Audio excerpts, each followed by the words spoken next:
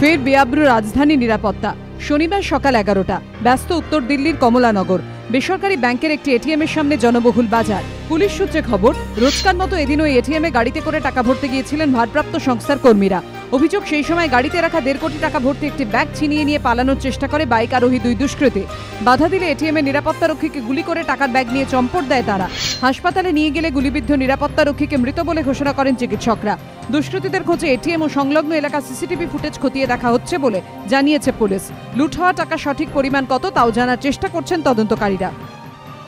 ঘটনাস্থল থেকে ঢিল ছোড়া দূরত্বে দিল্লি বিশ্ববিদ্যালয়ের নর্থ ক্যাম্পাস। স্বাভাবিকভাবে প্রশ্নের মুখে রাজধানী নিরাপত্তা। গত 24শে নভেম্বরও দিল্লির নারেলা এটিএম উপরে 7 লক্ষ টাকা নিয়ে চম্পট দেয় দুষ্কৃতীরা। ভেঙে দেওয়া হয় সিসিটিভি ক্যামেরা। সেই লুঠের কিনারার আগেই কমলানগরের ঘটনা। মালদায় ভয়াবহ ডাকাতি। হুগলিতে একই রাতে পরপর 7টি বাড়িতে চুরি। প্রশ্নের মুখে পুলিশের ভূমিকা।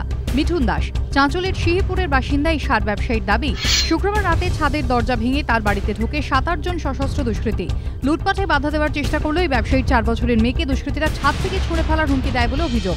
ব্যবসায়ীর দাবি, আলমারি থেকে 7 ভরি সোনার গয়না সহ লক্ষাধিক টাকার জিনিস নিয়ে চম্পট দিয়েছে দুষ্কৃতীরা।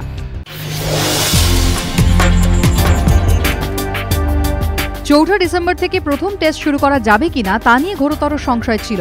কারণ ফিল হিউজের মৃত্যুর পর অস্ট্রেলিয়ার ক্রিকেটাররা এতটাই ভেঙে পড়েছিলেন যে ভারতের বিরুদ্ধে প্রথম টেস্ট খেলার মতো জায়গায় তারা ছিলেন না।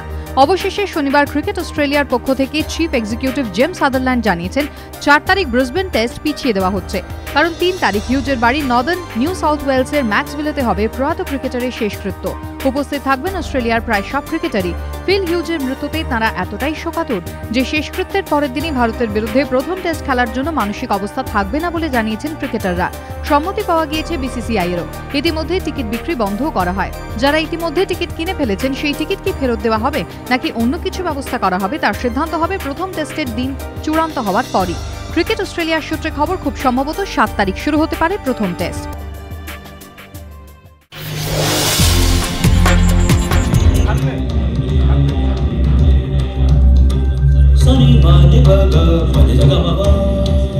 মঞ্চস্থ হতে চলেছে মহাভারত নতুনভাবে, তবে কাহিনী অপরিবর্তিত রেখে।